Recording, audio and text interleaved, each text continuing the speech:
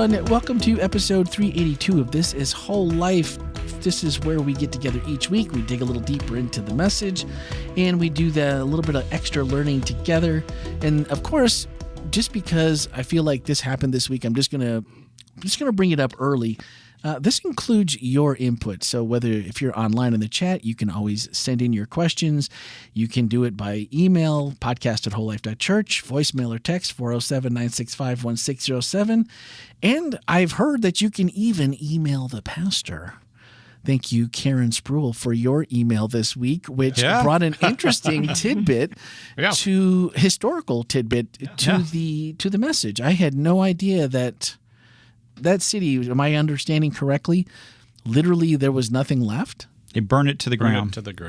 So, Jeff, when you were there, I mean, you saw the new city? Is there anything left? It's a very cool place because all of the ruins are outside of the. I mean, the city is kind of all around it, but it's in a way it's kind of outside. So they kind of keep a space for it. They also have a lot of the things that were in the old city out on display. So in other words, it may not be in the correct place. Oh, okay. But there's some lions that are still there that are all from the digs. But they have dug underground. This is underneath a lot of the temples and they've dug underground, and it is fascinating. It's one of the coolest cities. Smyrna is one of the coolest ones. That's exactly the opposite of what I was expecting you to say. Yeah, there was nothing left. Wiped it out. Well, underground. Right? Underground. Yeah, no, that's cool. If you didn't catch the message, and if you're someone that maybe just listens to the podcast, I'm going to tell you that, okay, these are interesting tips that we might forget to talk about on the podcast, but usually not. But you might miss out on something else. Like this week, you missed out, if you didn't watch, you missed out on Acapella Week, which was maybe one of the coolest worship services in singing that we've done and musically. Well, that's not musically; it's your voices are the music. But I sounded great in my office, by the way, all by myself. Oh, it sounded good up here. Yeah. I had the door shut. It's so funny because I closed the doors. Actually. I close it and lock it so nobody can get in, just in case. Well, the funny thing was, I knew it was a cappella Sabbath, and the choir had sung the week before, and on the way drive here Sabbath morning, I was thinking, so that's going to be a pretty big kind of whiplash from going from like this, that full choir experience. And I was like, I guess this will be just kind of a very, just very low key and not, it was I don't anything know. But though. And right? I walk into the church and I'm like, I thought this was. I hear that I thought that was a cappella week, and I walk in and it is a cappella week, but it's like the pentatonics. It was the whole life version. Yeah, it was the whole life version. So it wasn't just a cappella; it was a cappella. Cappella. Yes. That's great. good. Yeah. We should trademark that before somebody takes it, don't you think?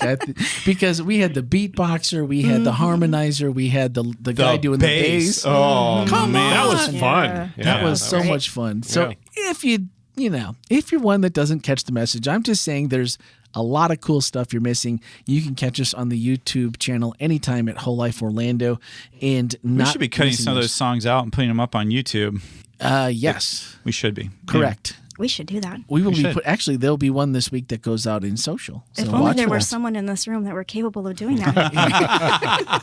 Making such a thing happen. Yeah, if only. So, they're not talking about me, by the way. I was. Yeah. That's why we have you here, isn't it? Come right. All right. So now I also have to tell you that we have our first episode 400 suggestion. Okay. And so just kind of hear me out on this and see what we think. Now, I'm not going to take credit for it. So Bernie Champagne, I know you listen. Okay. And Bernie's a little frustrated. Okay. Ooh, okay. Because Bernie would like to see this happen at like 8 p.m. on Tuesday nights. He'd like a 3 or 4 shot camera angle with full crew. Yeah. And he would like it to be live so that he could call into the show and ask us questions while we're discussing here. I think that's what we call radio. Exactly. Yeah, and so because I just totally dashed, and smashed his hopes and dreams of that really becoming a weekly reality, I thought to myself, how can I make my friend Bernie happy? Yeah. But not in the way that he thinks I'm going to make him happy, because when we think about all the people that takes to do what he's asking, this is more on the line It's really of only 3 remote cameras, right? And just set the cameras up. And I mean, how hard can that be, Randy?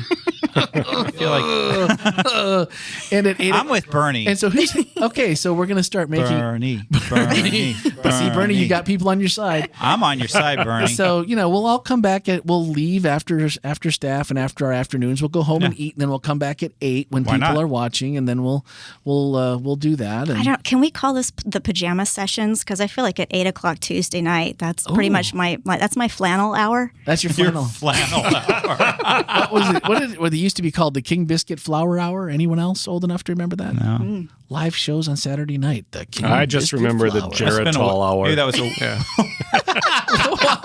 Oh man. Oh. I have things, and then I decided not to say anything. Let's keep going. Like Dr. Demento show. Oh, yeah. The King Biscuit Flour Hour was always after that. That was It's Saturday not a nights. Wisconsin thing. It's a national. That's actually a Chicago thing. I think it was Yeah. from Chicago. Yeah. I think you're right. So anyway, we were thinking that what if we did do for 400? We did it all with the cameras. We did it live. We broadcast from somewhere. So I'm really thinking of where could we do it? I mean, I think food needs to be involved. That Obviously seems to be a prerequisite of the only other live we've done. Now, and I will say, we did try this live call-in question answer thing multiple times while Andy was here, and it was a big. So let me just preface my comments by that. It didn't go over well, okay? Huh. And part of it was that none of us wanted to be in here at 8, 9 o'clock at night every week. I don't understand. Yeah, because there was still an audio version that still needed to get post-produced and out by Wednesday morning as well. So that might be the other problem. But Bernie, I'm here to make your dreams come true. Yeah. So Bernie, we're going to count on you for maybe food. Or No. location. What can Okay, we do? so now Bernie knows a lot about location. Oh, I'll just say that. That's true. That's He true. knows a lot about. So I think that we ought to put Bernie in charge of securing Yes. location. I like it. Okay, maybe he could coordinate with Jeff, because Jeff could coordinate location. He could location and Jeff could food. So maybe the intersection of location and food. Surely Bernie knows location and food too. You think so? I feel like it. Oh yeah. I'm thinking we should at least consult our tech team. Yeah, probably. I am looking at the tech team, so I will talk to Abel and Stanley and see if I know we have a mobile switcher we can borrow. So the place, Bernie, the place that we're looking for has to have electricity, because we can't run all the gear. Because I was like, hey, how about a pontoon boat? That'd be fun. Ooh. But the cord is got to be waterproof and long. So and then there's only so many people that could come pontoon and be on it. boats that have like Well, we could have a generator. get if a it's quiet. houseboat or something. Maybe one with solar. But it's not going to work so good at 8 p.m. probably, when it would be live for those watching. We've got smart listeners. So, you guys figure this help out. us out. Yeah, 'cause- we're not that smart when it comes to figuring this out. We need your help. But I really think 400 would be a fun time. Do it live, and that way, for those of you who maybe have never met us or seen us in person, it would be a shock to the system. But here we are. And Can we maybe- get what's an upcoming date on this anyway? I should figure that out. You should probably let them know. Well, we're that. at 82, so that would that's be about 18 18 weeks away. February or something. What do we Is think? that- So here's February? my thing, Randy. I feel like we should do it on a plane. And then we can vote one person off at a time. I've always wanted to skydive. Me too. So I'm just saying. We could wrap this all into one, and we could get That's we could what I'm watch as saying. they threw So out the door. Well, if you have people on the plane with us, there's a vote. Which one of us goes next? So this is a Survivor episode. Well, whatever. Oh my word! High stakes podcast. So, dear listeners, I implore you, we have to have some good ideas, because otherwise we're throwing people out of an airplane. So There's 4 of us, 3 parachutes. Just like last one out. last one up, better catch up before you hit the bottom. Is all I'm saying.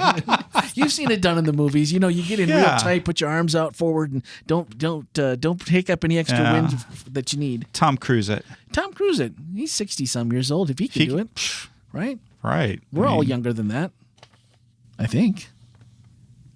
Let's keep going. That's Jeff Scrolls. I'm trying to find the date. Conveniently not paying attention at this point. Oh man! Oh, that trying to find a date.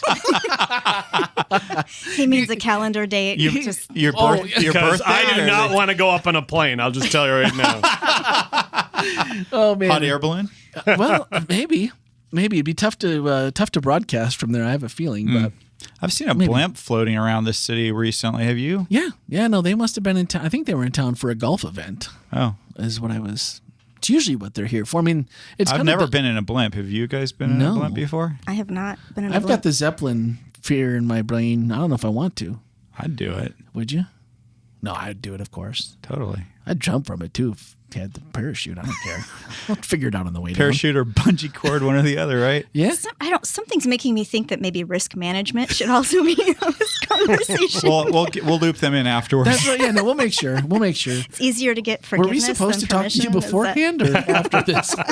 All's well that ends well. Shucks. Okay, well, by the time we get done with this podcast, Jeff's going to have a date for us so we can start thinking. But it's 18 weeks from today. Right. But that means we need to start We planning. really need to have it figured out in the next 5 or 6, though. We'd like to have it figured out with it. Yeah, probably the next month. Actually, if we hit I think November. I think the thing that we have to have, there's got to be food, good location, and then room for a live audience. Yeah, no, absolutely. Because I would love, kind of like we do at Church Retreat, Yeah. except with cameras so that we could stream it. But for those that came, we'd have a live mic. You could come up and ask questions. Maybe you could answer them too. If we're stumped, maybe you why can not? answer them. And then we could take live questions from the chat. I'm guessing this would probably go to YouTube, would probably where we would put this. So there you go. Yeah. If this is 18 from now, it's going to be right around the 23rd, or actually the week of the 22nd through the 26th of January. January. Oh, Okay. Okay. Should still be nice weather. Right in time for Melanie's birthday. That's right. Yeah. That's just very close to my birthday. So There we go. I mean, We can actually cross off a couple things. We have a birthday party for Melanie. man, we could really do this up right. I'm going to need gluten-free cake. It's Melanie's 400th birthday. That's right. There's not even a 4 in her. There's not even a 4 in her age, is there? No. Oh wow! I think Ouch! Well, This is the part. This This is going to have to be stricken from this. If you're hearing this, Randy's probably doesn't have a job here. So All right, enough with the flattery. Will get you everywhere, people. That's all I'm saying. No. All right, let's get down to business.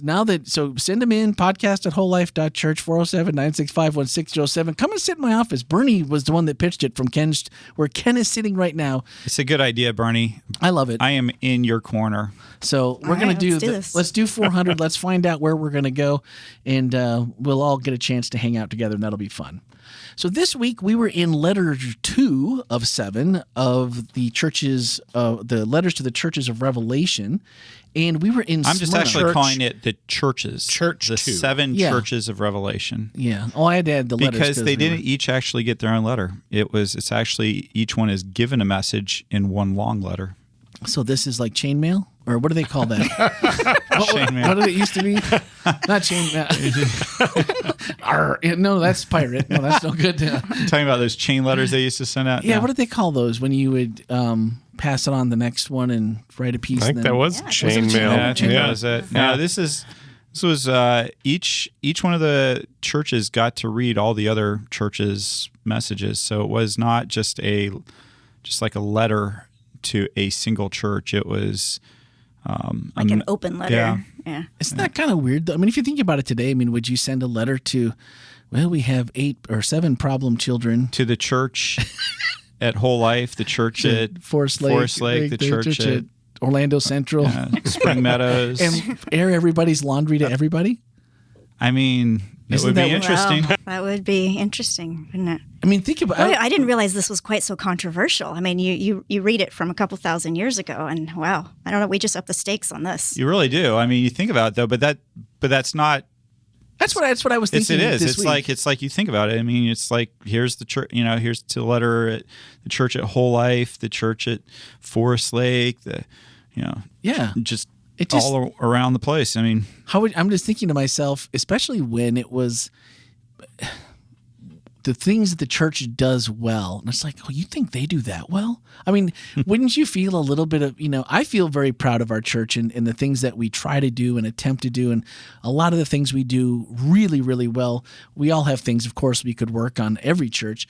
But I was just trying to think to myself, which one would be the most uncomfortable, seeing what Jesus thought of every other church and what they did well, and maybe that's something you're striving for, really wanting to do well. So maybe it gives you a roadmap, but also like, man, I can't believe they're pulling that off over there. And our problem is this, at least this week in Smyrna, they were the persecuted ones, so they didn't get the complaint, the complaint version, which I was like, but I'm not sure I'm not sure I'm trading. Of course, they were being persecuted pretty hard. So, I mean, it's like, you wonder. I thought it was interesting, though, and I've never heard this laid out before, but thinking that Christians were cannibals, atheists, and incestuous. Yeah. And I'm like, well, I've been called a lot of things, but I don't think I've been called any three of those. Yeah. So I feel like we're at least, maybe our letter wouldn't be so bad. But that seems like a stretch. Well, let's be clear that Jesus didn't call them those. Let's be clear about that. That was something that Christians across the Roman Empire that was the slander that was being put out about them. But Rome seemed pretty progressive, pretty, the center of at least all the knowledge seemingly of that time. And that was the conclusions that they came to. Was it just the verbiage that they used to? Because obviously they didn't know what was really happening, right? Because how would you come to the same conclusion?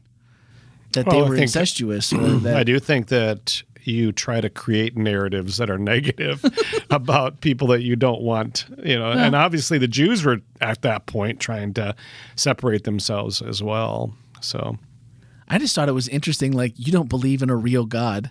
And it made me go back to the episode of The Chosen where they're trying to strike water in the well, and he's like, man, you were hustled for this land. And he's like, God chose us, and then the water the water comes like, so let me get this straight. You chose a God that you can't see. You can't, there's no temple to worship him in. And it made me think of that. And so maybe that was not such a stretch to believe. Right.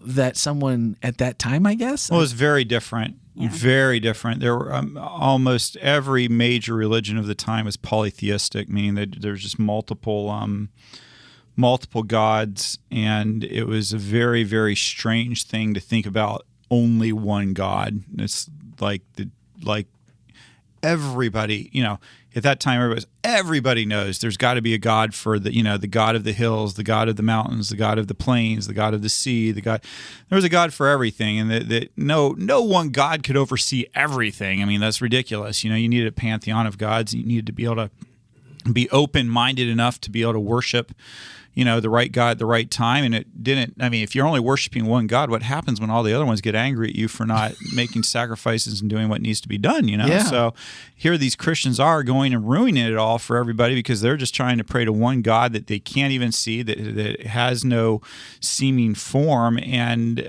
you're messing it up for all the rest of us because, when all these other gods get annoyed and upset that they're not being served, somebody's going to pay for it because the gods at that time were very capricious. They were very random. They could get very easily offended, and when they got offended, bad things started happening to people. And so you really had to be on your best game to make the gods happy. This is a big deal, and for the Christians not to be willing to do that, and we're going to be talking about that a lot more this next week in the next sermon on Pergamum. So the Romans were upset that the Christians weren't taking part in their multiple gods to worship, and that there was ramifications for them because they wouldn't comply. Is that big time? Right. Yeah. You don't want to offend one of the gods, and if you've got this little tiny group of problem people who are worshiping their imaginary god instead of one of the legitimate gods, and then bad things happen, well, who's going to get scapegoated for that? And a huge, you have the pantheon of the gods. That's there's Zeus and all these, and we're going to talk about Zeus this next week. But then there's also the cult of the emperor. The goddess Roma, the spirit of Rome. And this was a big deal. It's something like, in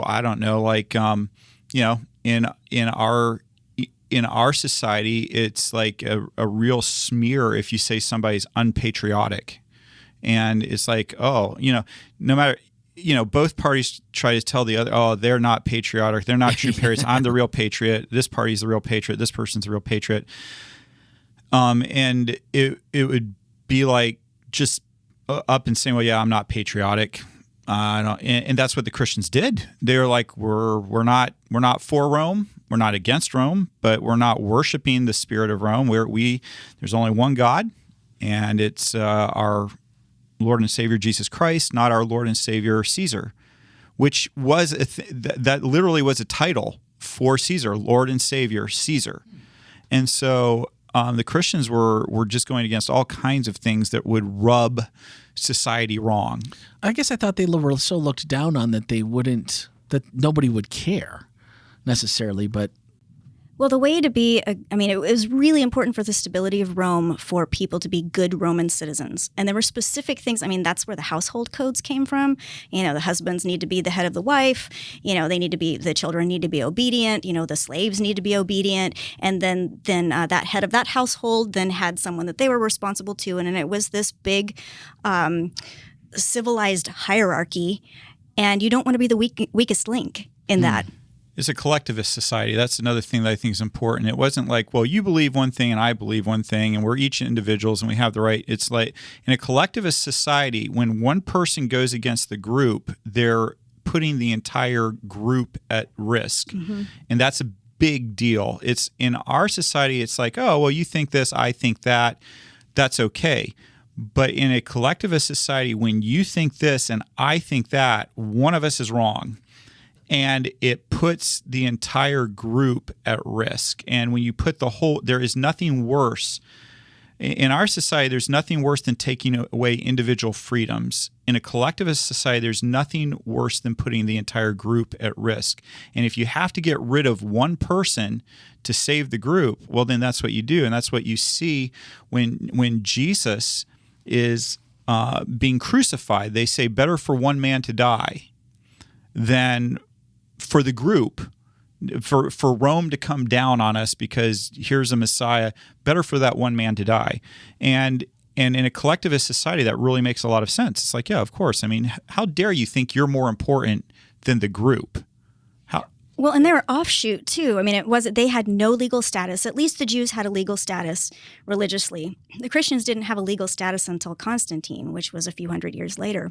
Okay. So they were just this little, offshoot of weirdos, that were threatening the stability of the empire. And it's not really that hard to understand today. If you just stop and think about how we feel today about the cults that are in our world, you think about what was the cult, Jim Jones. Yeah. All the people that drank, the special drink that he made for them, and died. We are naturally suspicious. We don't say, oh, well, that was just a few hundred people. We're like, no, that's a big deal. That matters. You think about Waco. You think about the Branch Davidians.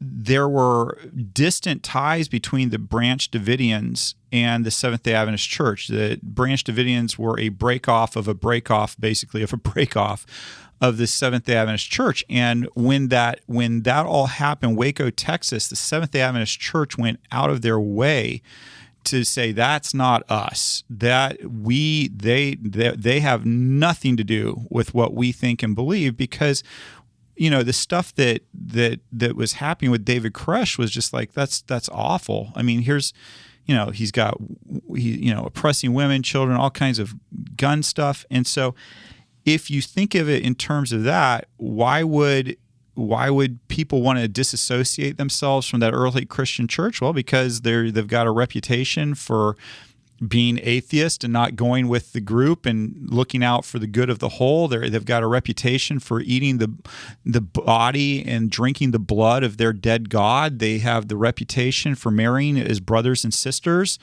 This is and for those of you who didn't hear the sermon, let's be clear, that wasn't what was happening. But when everybody in your group calls each other brother and sister, like we do sometimes a lot, even to this day in the Christian church, you say, oh, that's my brother in Christ. We say that, but we'll often just shorthand brother if you grew up in a very traditional church, you say, "Oh, that's Brother Ken and Brother Melanie, Brother Randy," so when I see you, sister. So when a brother and a sister in the church get married, it's like, what's going on there? And so, anyway. Yeah, That's all right. My nephew used to call me Uncle Melanie when he was little, so I'll just go with it. We'll just go with it. That's fine. Did I call you brother? Brother Melanie. Brother Melanie. Catch what I did. Sister Melanie. I'm sorry about that. No, It's but that male headship stuff getting in my way. I'm really glad you brought up the idea that Smyrna was actually even before, because there was a Hellenistic time period where Smyrna was actually much more on the side, and you brought that up, of Rome. So they had a history of being Roman and very, very nationalistic probably at that time. So people that were dissenters in that community, tough time for them. Very tough. Smyrna was not the capital. We're going to be talking about this next week. That Pergamum was actually the capital of Asia Minor at that time, and had the seat of power there. But Smyrna really was kind of that little brother, that little sister who wanted to be elevated, and they're like, oh yeah, but you may be the capital, but we like Caesar better than you do, and we honor Caesar better than you do. And so there was actually, and I hope I get this exactly right because I don't have the notes in front of me, but basically at that point in history, you could apply to have a Caesar temple in your city that was the official temple in that region. And Smyrna actually won that right over Pergamum and Ephesus a couple different times. Now, Pergamum, it was something that could be moved around, I do believe, but it was a big deal to them. They really wanted to be considered Romans and to be, the best of the best, like Jeff was saying. And so it really mattered to them. And so when you have a group of people that aren't getting with the program, that's a problem.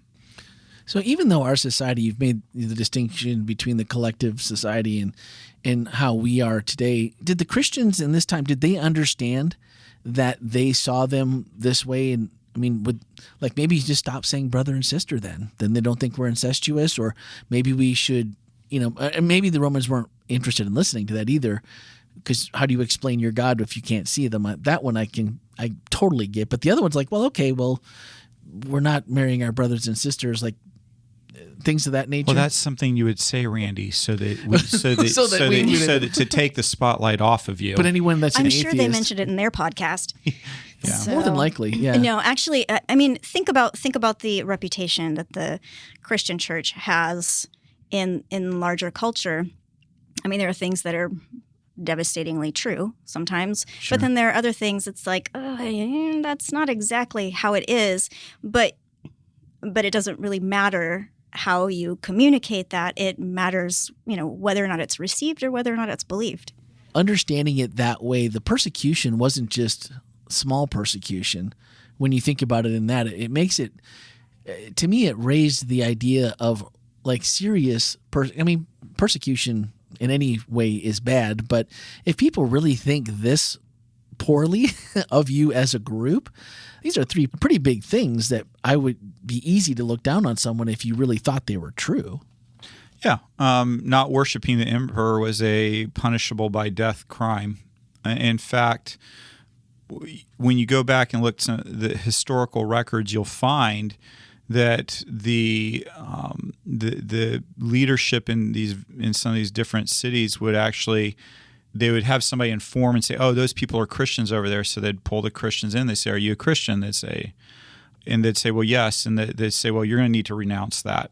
And how do you do that? You do that by cursing the name of Jesus and by worshiping Caesar, the god Caesar. And if you don't do that, then we're going to kill you. We're going to execute you.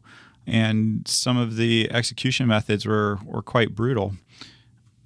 And they were a spectator sport, too. It was. Yeah. So, this, I'll save for next week because we're actually going to talk about the martyr Antipas, who if you're listening with children, I'll put out the announcement next week. You may want to skip ahead of the way that this guy is executed according to Christian legend. Gotcha. What happened, but it was not something, not renouncing Christianity carried pretty severe penalties. And, you kind of, your best case scenario was you're destitute. You weren't allowed to work. You weren't allowed to do business. And it meant you were going to live in poverty, which is what the church in Smyrna is told, is that I know that you think you're poor, and you are. And it's like the term that's used for poor is the most poor that you could be in the Greek language. It was not. There are others that were like kind of poor,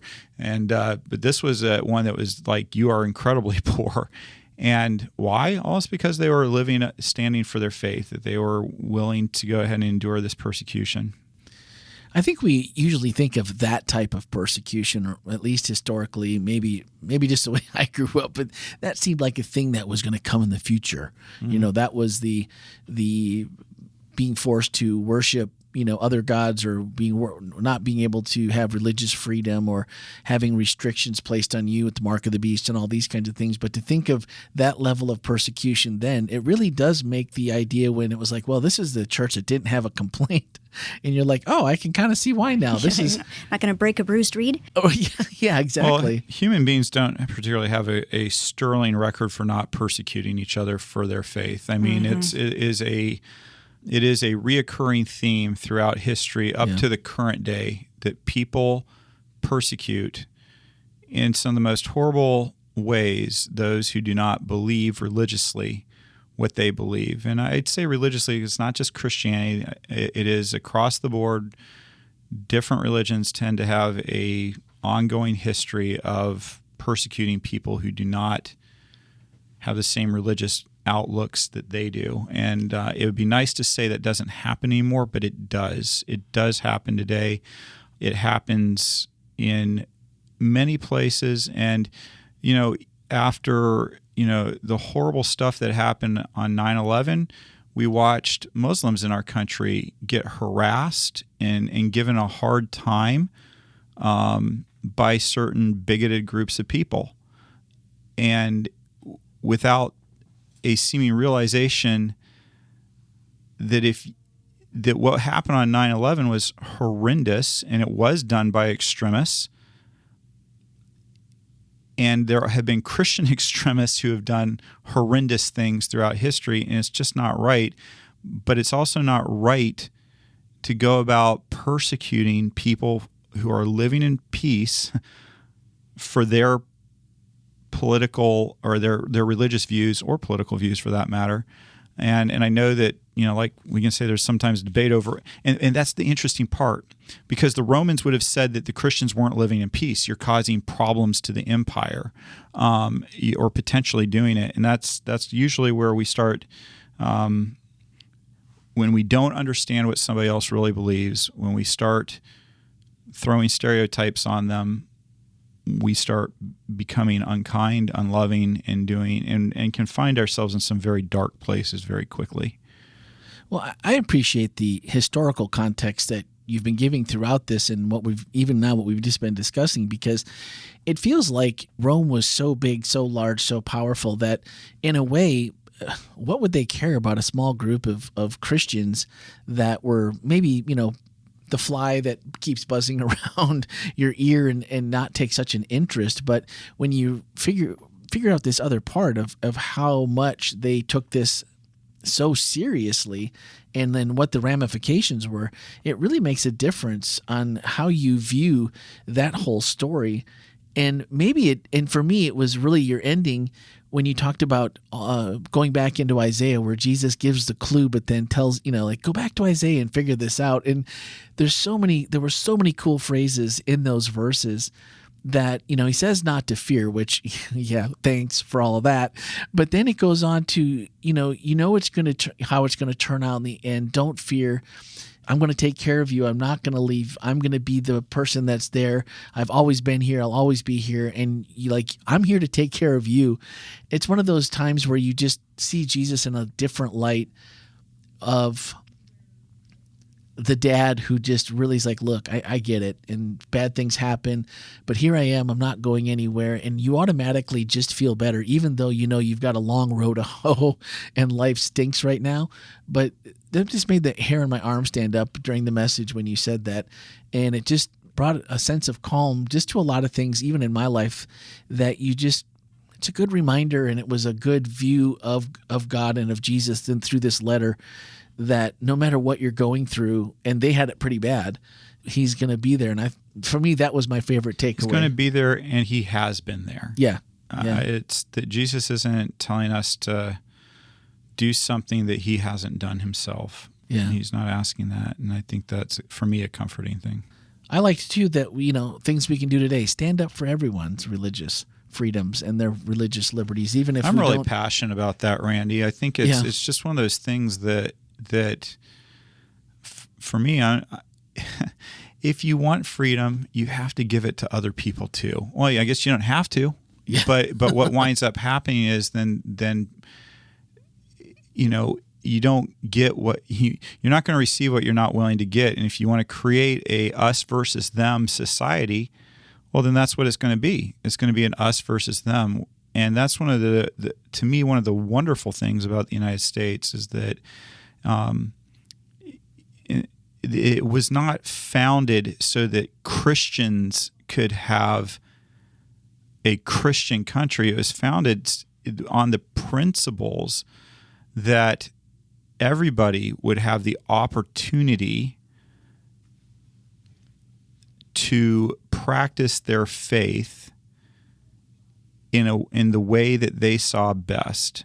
That was just one of the guiding principles of that freedom of religion, the ability that the state does not get in the way of the free exercise of religion. And it's one of the things I love about the United States. And I want to make sure that we continue passing that on. Yeah. It really matters that each person gets to worship God according to their free conscience. I know that there's got to be some, we got to talk about safety for people and the society around them. But man, it really matters that we do that, and that we promote that freedom of religion for everyone. Because if I want it, I've got to be able to give it. And for me, it comes down to, too, it's not always something that we have to agree on the finer details of, because you probably won't if you see things differently. But at the same time, there's so many things of minutia that can be made to be big problems, which really aren't. And to just grant everybody that same right and that same privilege is absolutely where we should be. So in the questions, I think we have one that I'm pretty sure was in the message, but I also wanted to make sure that we got to, because we just had a few. Anonymous asked, when we are in the middle of suffering or trials, how can we not let it crush our spirit? And that's I think according to the letter in Smyrna, it is to remember Christ, and that he's there with you. He's gone through what you've gone through. That Christ is sympathetic to you, and that not just sympathetic, but that Christ is there with you in that. And that's one way of doing it. Yeah, I was thinking the same thing. Just going back to those, when the way you set up them going back, Jesus uses those few words, the first and the last, and then to realize what he's talking about and to go back. So if you haven't caught the message, definitely go back and look at those verses, because to me, it really was an absolute comfort to hear that, realizing what this city was going through, and then to hear him give that uplifting and just that reassurance was really, really comforting. Even now, it just knowing that he's still the same and it still applies for us. So this is the one I think we covered. It was from Aaron, who said, I'm pretty good at right external behavior or going through the actions or words to show love or care for others, but many times I don't feel it inside. I'm thinking as a Christian, love for others should be real feeling right, not just emotions. How do I get the real thing coming from my heart for others? Oy, that's a tough one. Yeah, we talked a little bit about that during the Q&A, and But I think it's one that, in case you missed it, I wanted the podcast audience to hear as well, because I think so many times, and I don't know if, does fake it till you make it, is that a way to come at this, or is it just, if I don't feel it, I've got to keep praying about it? I'm not sure. Yeah. Yes, and. Yes, and. I mean, I think there's a lot of different parts of it. Again, I think that we have to be careful that when you look at the way that the Bible defines love, it isn't so much an emotion that we're feeling as much as it is it's choice, and it's also an allowance for God to come in and make us loving, as opposed to simply an emotion where I have this warm, gushy feeling, and Sure. I like the warm, gushy feeling. Yeah. And if but there's a lot of times where I've had to make decisions that I'm going to go ahead and ask God to help me be patient and do it whether you like it or not. And do it and be kind and not hold a grudge. And those are hard things to do. And so my recommendation to people, if you're trying to be more loving, if you're not feeling it, go spend some time in the Gospels, spend time with Jesus. The Bible tells me that by beholding you become changed. So spend time not so much trying to be more loving as trying to get to know Jesus and who Jesus is and be inspired by Jesus, and ask Jesus' Spirit, the Holy Spirit, to transform you and to change you and to help you do things that you don't feel. Well, and I think it's also, there's something to be said for going through the motions. Because even, if you think about the way that your brain and your body work together, if you're sitting in a room, I was just having this conversation with Albert the other day, if you're sitting and you're having a conversation with someone, and you sit there and you arrange your body so that your palms are face up in a supine position, it creates a more openness inside your mind to what is being said. I see you crossing your arms, Randy. But it does. There is something about making a motion of openness or making a motion toward love, even if you don't feel it. Sometimes it can work in reverse, where you're doing the action and then it creates the feeling. Yeah. So I think those two things can be sort of mutually conditioning, going through the motions and letting the motions themselves influence you. So what if you just did it because you know it's the right thing to do? You maybe do it a little begrudgingly, maybe not with a smile. A smile on your face might be a little fake, and you're like, yeah, this is what I'm supposed to do. I don't really want to, but is it better to just do it that way to get a head start than to just not do it because I know I can't do it with love in my heart? I would much prefer somebody do it even if they don't feel it. Even don't if they you? don't. Like, you know what? Yeah. If you don't feel like being kind and you do it anyway, I'll that take gets a it. thumbs up. Yeah. Start the progress down the right road. That's right. No, I like that. Well, and it was one that, and Poppy had a comment, said, how do we learn to love those who have done us wrong, and how can we move forward in our lives and forgive them? And I think that's exactly what we just talked about, was to make sure that even if it's a growth process, you have to start somewhere if that's not the natural feeling. And it is hard if it's something or someone or a situation or a combination of all of those that really burned really, really, got you really, really good. That's tough to do. But I have found it in the past that if you can at least not feel hate or bad feelings and just go, I don't know, I probably can't forgive, because if I said I forgive you, it probably isn't from a place that's really solid right now. But then eventually moving in that direction, I think, sets you up for being able to do it later, even if you don't feel it at the time. So I like what you said better, though. Listen to Melanie. She knows what Yes. she's talking about. The open supine position. That's something we should start doing. Should Is just it the start hand? The practicing hand that this. feels a little weird. Is that on purpose or? Well, I don't know. It's a real thing. Is it- When you find yourself in a situation that's tense, or where you're gonna, if you can mentally take your hands, unclench them, turn them right so that they're palms up, it's a crazy thing.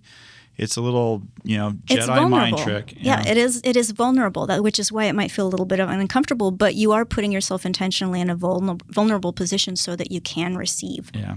Whew, that's a tough one too. But I mean, any little bit that can help, even if it's, especially if you go into it knowing that it's probably going to be tense. This is going to get bad. Palms up, people. When you see Melanie coming to talk to you and she's got her palms up, you know man. what's going on. Man, I like that hashtag palms up, people. Maybe that should be that might be in our social media feed here before too long. Palms up, people. No, I like that. Well, thank you for the questions, and man, Didn't we have one more question? One from Randy. Did we have? I didn't see one in the chat. Did we set one up? Did he tee one up for you on first? There was one, yes. So I missed. Yeah. Tell me what it is. Do you know? Do you remember? Well, the question, I think, and I'm gonna mess it up because I'm gonna paraphrase it, but it was something to the effect of what happens for people who are experiencing persecution now. How should the church react to that? What is the church's response to that? I'm sorry, Randy. I know I messed that question up. Sorry. And I I don't think have it in front. I think it was what was the response, and how do we as a church, when we see groups being persecuted, how do we respond to that? That must have been. I think that. Usually I go back and try to watch Q&A from the first. I missed it this week live because I usually will write those down if I know there's one coming, and I did not. So it was probably from first. I didn't. I forgot to do that. I think that. Do you think we have the gist of it correct? I think we're close, and it's a really good question. It's a question that has been a hard one for the church to get right. During the civil rights era, when there was segregation, and oftentimes the white church severely discriminated against the African Americans and those of color. There were those who sympathized with the struggle that the black church was experiencing, that black people in America were struggling with. And white leaders would say, well, let's just, let the process, take its course, and we'll, if we come all out at once, then it'll create a lot of disruption. So let's be careful how we speak up and how we speak out. If I'm truthful, I'm not proud of that, and you'd like to think if you lived back in those times, you would have been different. But we have issues in our own times that we struggle with, and that we're not sure about when to speak up and when not to speak up, and at what point is it best to keep the church as united as possible, and what time is it the right time to say, hey, no, this is just plain wrong, and I know some of you are going to be really angry at me for saying that, but this is wrong. And Randy, I wish I knew. I wish I knew exactly how to go about it, but I want to say that's something I pray about a lot. It's something I spend a fair amount of time thinking about, how to go ahead and stand up for what's right, how to go ahead and try to fulfill Christ's prayer for unity in John, in Christ's prayer that the church would be united as he and the Father are one, but at the same time, how to stick up for what is right when injustice is occurring, when people are suffering, when people are being persecuted for being them, Mm-hmm. And how to work with that. So I don't know if I have really good answers to it right now, and Melanie, I don't know if you want to speak into this or not, but Yeah, I do actually, because I think this does so relate to the situation in Smyrna, honestly, and different situations in history. I was reading about, the Nazi era not long ago, and I was noting how, the Holocaust didn't just occur. Like, there were incremental things that happened, that just made it more and more and more difficult for the Jews to live in Germany, made it more difficult for them to make a living, made it more difficult just to be alive and take care of their families. And history shows us that every single time religion and political power join up together, there's persecution. And I feel like even in our state, and in the state of Florida, I see these laws being passed that incrementally make it more difficult for the LGBTQ community to live. Even just adults, trans adults who are trying to get the medical care. Now, laws have just been recently passed where you may have to drive for hours, or you may not be able to get your medical care because some restrictions have been passed on who can actually provide the care that you need. And then there are other laws that have made the liabilities for practitioners much more difficult, or much scarier, I guess. So a lot of practitioners are backing away. So basically what we're having is we have these laws that are being passed incrementally that are making it harder and harder and harder. And I think in some ways, I know the comparison to Nazi Germany might be strong at this moment in history, but basically the Nazis were trying to make it so difficult for the Jews that they would just leave, just go away. Just go away, yeah. And I feel like that's what's happening here in the state of Florida. If we just make it difficult enough for people, then maybe they will just go away. And I think in that respect, this is a civil rights issue. This is a civil rights era. And I think I agree with you, Ken. I think it's really difficult to know as a church how to respond to that. In some ways, it feels bigger than we are.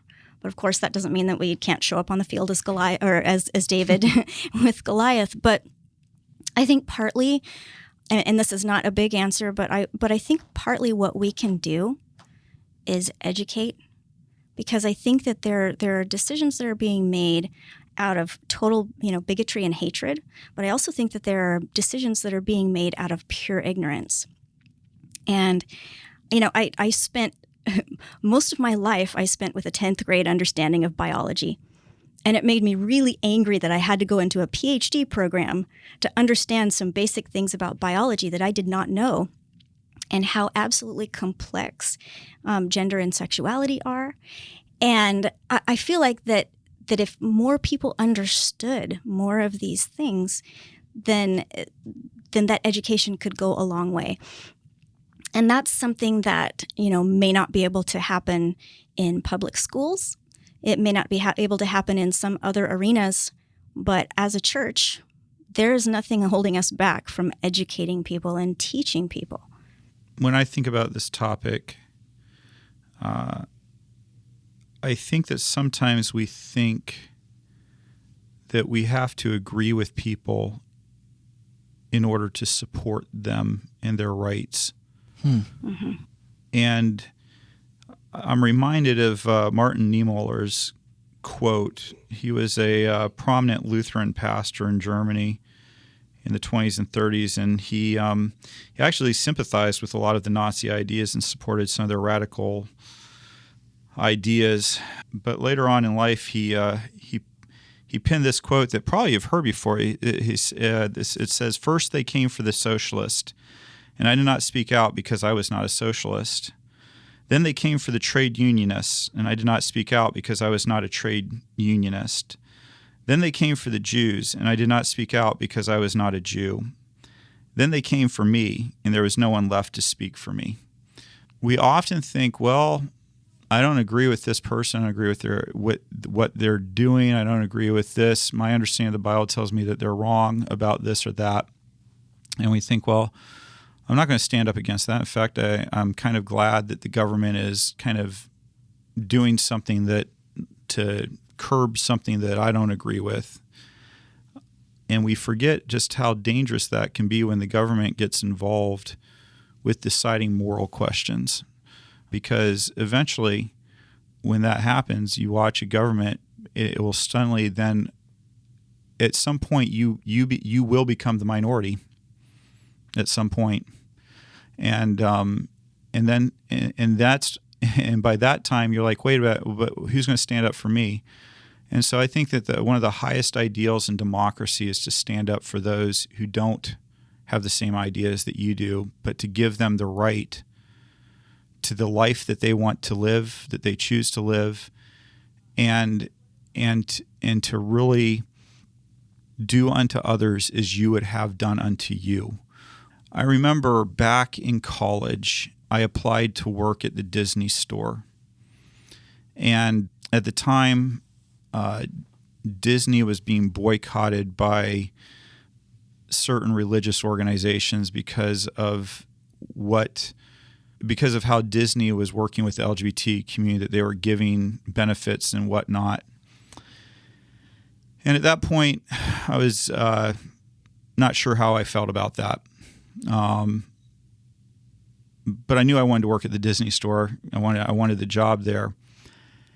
And I remember going in, and it really struck me as I was interviewing with Disney, and I told them, well, I'm a Seventh-day Adventist, so I'm not available to work from sundown on Friday night to sundown Saturday night. And they said, well, absolutely.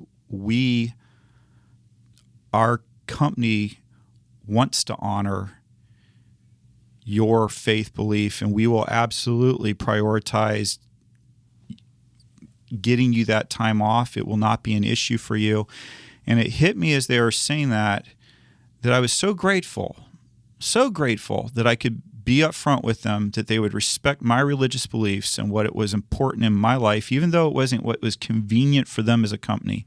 What was convenient for them as a company would be to be able to schedule me anytime they wanted, during the week, and to have an employee that was available to them in the times that were of their choosing and what was best for them. But they respected my beliefs and my right to my humanity, to my beliefs, and what I felt called to do as a human being. And it struck me at that point, if I want that, why wouldn't I want the LGBTQ community to have that same respect, whether I agree with them or don't agree with them? Why wouldn't I want them to have that same respect? And why wouldn't I stand up for a community to be treated the way I would want to be treated and the way I want to be treated in my life? And so I think that sometimes we get a little confused about what it means to take care of the other, of the neighbor. Yeah. And we tend to make it something that it shouldn't be. So anyway. Well, and standing up for freedoms is an American thing to do. That is fundamentally American. But more importantly to me, it's fundamentally godly. It is. All right, that trumps the American. Yeah. It is a fundamentally. I agree. What I really want to say, God gives us freedom. He gives humanity freedom. He gives us all the freedom to make decisions. And I, not being God, would like to, in that way, emulate God by giving people the ability to follow their conscience. And I think that's really important. I think, I'm glad you went that way, because I think a lot of times what we do is we believe that we're part of an isolated community, that we are part of, that, we're the Christians or we're the followers of Jesus. But if you look at it from a different perspective, the way I think that Jesus wants us all to see it, and that is through a human perspective, there is no more us and them. It's no longer me saying, well, I can create some kind of barrier between them because we have different beliefs or whatever. But I do think that we're called as a people to look at others as all children of God and as followers. Yes, they may not want to follow where we're following, but that still doesn't create a barrier between me and them. Right. I still need to look at this. I love the quote, in Joshua, where Joshua goes, well, whose side are you on? And he goes, I'm not on any side. And here's Joshua going into battle, which he believes he's going into as God's people, God's chosen people. God's going to be on their side. And he says, I'm not on anybody's side. So I do think we, when we place somebody up against us, we call it, well, their beliefs don't line up with mine, so apparently they're my enemy. I think the whole story about the neighbor piece is that we need to look at people differently than us and them. And for me, as I was thinking about this, and Melanie brought up, and we've kind of talked about a large scale kind of as an answer to this question, or kind of laying this question out in historical ideas. But I also don't want to forget about, just because you may not feel the ability or the power, the voice to speak into something from a larger perspective, the person that that's being persecuted, that person needs your voice. That person needs your friendship. That person needs you to know that they need you to know that they need help. But it's really hard asking for help when you feel like no one's on your side. You tend not to trust people. And Albert told a story this morning during staff meeting about the person who didn't feel love, wasn't accepted, was basically kicked out of their church. And they found their tribe. They found the people that stood up for them at a bar. And that story is a 15-year part of my life, where that was people that, no one missed that I wasn't at church. But if I wasn't where I was supposed to be by 9 o'clock, my cell phone rang off the hook, making sure I was okay. And you find community where you find love and you find genuine people. And so for me as Christians, we already have the Great Commission, and we know that that love is the greatest of these. And so I think it behooves us to remember that Jesus called us to do this. And there's so many people that even if it's just a one-on-one, it's a place that you can stand up, and it may be uncomfortable, but it's not you against the world. It's probably you against a small group of people, or it's you coming next to someone who just might literally be dying for your help. There's people out there that really need that piece. And so if the grand scale seems scary, I think the small scale has so many ramifications, just helping one person and what that person might go on to do with you and with others, helping them through that time of their persecution. So from one Randy to another, thank you for the question. Yeah, thank you, Randy. Thank you, Randy. We'd like to handle all the questions that come in. And if you feel like there's something that you want to ask, it's 407-965-1607 or podcast at WholeLife.church. We'd love to hear from you. Next week, so we're Ephesus, we're Smyrna, and who's next? Pergamum. Pergamum? Pergamum? That sounds like something else, and I'm not sure. Sounds like a flower. Doesn't it sound like a flower? I planted some pergamums in my yard. Oh, like begonias? Yeah, make sure you water them and fertilize them. Pergamum. Are we watering pergamum? What are we doing with pergamum? Well, I think you may get a stone if you come to church this week. So the persecution continues. Ouch. Well, I can tell you're not reading ahead, Randy. It's all good. It's okay. It's all good. It's all right. All right. So those who are reading ahead may understand what's have an idea, but all right. Well, but not get stoned this week at church. No, let's hope not. All right. Well, all right. We're moving forward then. I like this. See, I trust you guys. I just trying to figure out on a kind of whim. I'm glad you trust us, because sometimes I don't. I don't know if I trust me. So I haven't looked ahead, so I didn't. Really was coming at this with, and I've started to do that on purpose because I like to be surprised. Why look ahead when you can be surprised, just like you listeners? I have no idea. I don't look ahead. Mm-hmm. There you go. All right, Pergamum next week, and so is there a surprise? Oh, are we giving out the word every week? No way. No way. You gotta go watch. No, you gotta watch it. That's right. You gotta go watch it or listen to it. If you listen to the, if you listen to just the audio, you can. It's there. Was it there? I straight up. Did you straight up said it? Very much. He did say it. It was pretty obvious this last week. Man. Yeah, because actually, didn't somebody say, "Hey, why are you making this so obvious?" Yeah. So the fun part about all of this is that at the end you're going to have these 7 words, and you're going to actually have to use them in a puzzle to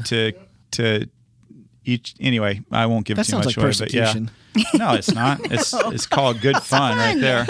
All right. No more persecution. Is there more persecution coming up? Or are we done with that? Was Smyrna the only one? Oh no, we're gonna get to talk about that a little bit this week. In fact, this week it's we actually the only one of the churches that actually has it's actually the only person in the book of Revelation who is named by name for being martyred.